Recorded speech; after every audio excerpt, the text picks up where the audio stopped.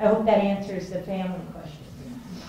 So this is, of course, I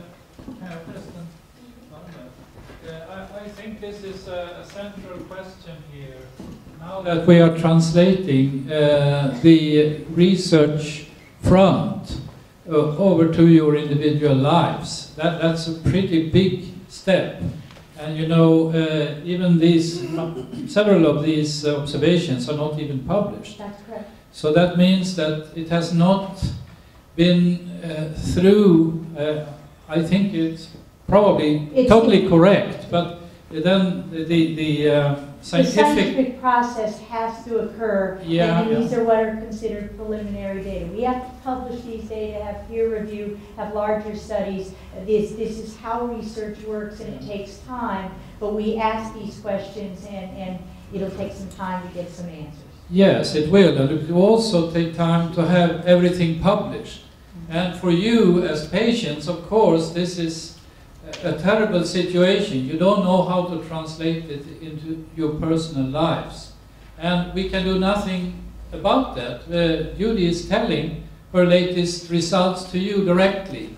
But then you must understand that that will take some time until there is consensus, and also until everybody has, all researchers have decided how they look upon this and what recommendations will be done. And also physicians must also make up their minds on how to handle this. The officials, you know, public health officials, central governmental bodies and so on, they must also decide how to handle this. That will take several years. In the meantime, you have to live your lives. So, and it's only by discussion and, so to speak, sound reasoning that we can handle this situation. So this is and also research, because we can't move this research. We can move it forward faster, but we need resources.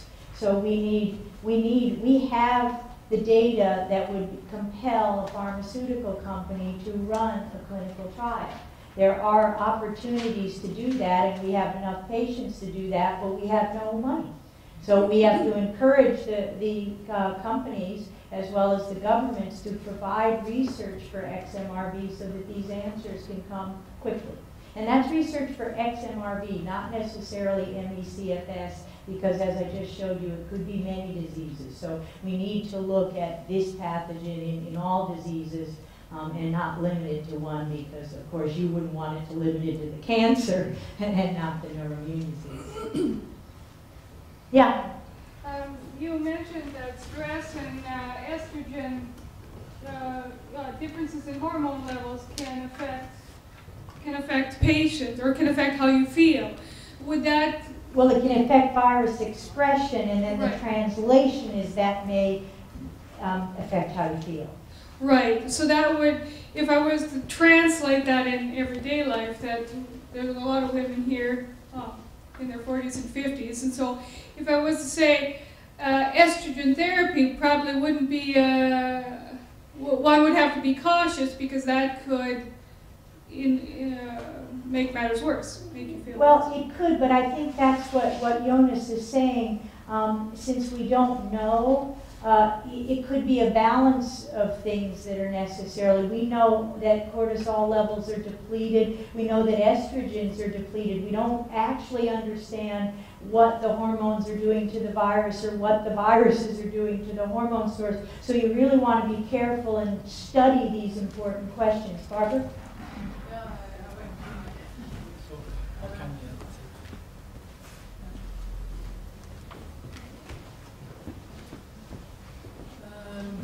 Shall I answer in English so Judy maybe also understands what I say?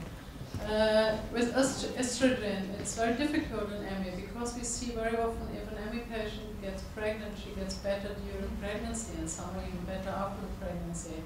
Some relapse very fast, but some stay better than they were before they get pregnant. On the other hand, we see sometimes ME patients on contraceptives like the pill get worse, and some will get better. So we don't have good answers on that yet.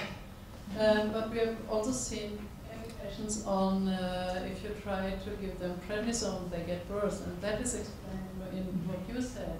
So I would be cautious using hormone therapy in menopause because we don't really know, and you don't want to fire up if it's a virus. But I think that could be, ME is a broad diagnosis, and maybe not all ME patients who have ME have a virus, even if the virus could explain maybe 60, 70, 80% when we get down to really kind of solid research. Now we're in a very early stage. So just now we can only speculate what is what, but we don't have the real answers yet. Yeah, and we need research, so this is just the first step. So the good news is, while everybody may not be infected with XMRV, at least from last year on, people are looking at you as if you're sick and not crazy. So there's opportunity to do study, and that's the great hope that good research gives you. And it is still hope because we have a lot of work to do. The question, you mentioned casual contact. What about my husband? Does that mean I can give him prostate cancer? Or what's your opinion? Virus has been isolated from expressed prostatic secretions and blood, but virus hasn't been isolated from any other body fluid that I'm aware of. So yes, it is theoretically possible to transmit the virus, but again, the virus doesn't cause prostate cancer in all infected hosts. And of course, we would recommend at this state the same thing you would say for the other human retroviruses, that you should practice universal safe precautions, not breastfeed after 6 weeks, not use share razors and toothbrushes, and practice safe sex. So that is what universal precautions for retroviruses are. And so if you are infected with a retrovirus, then you should consider these precautions for yourself. When you say transmission to family members, is it only blood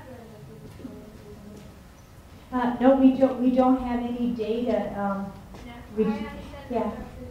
We've never seen a case of a non-blood relative, so somebody living in the same household.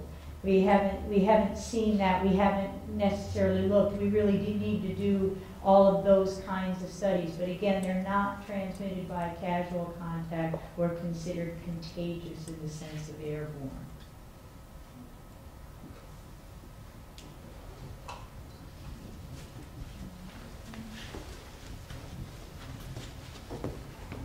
Okay, so sort of sobering, really, and this advice regarding your personal lives, it's a bit difficult to give such advice. It's really, but I think this is the consequence of what Julie says, and so we cannot, of course, give you official advice how to handle this. It has to be worked out in the normal scientific way. So we have to leave you with some uncertainty, unfortunately. But we can say, and I always say one thing, in the year after the publication, we're where we were 6 years after the publication of HIV. So we're moving fast because of the knowledge we have. And we will keep moving fast, and we just need research money. We appreciate your work. So, thank you very much. Thank you, Julie.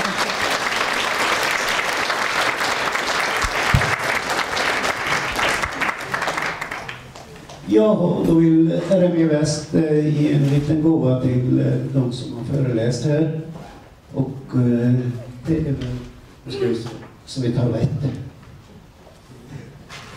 Jury.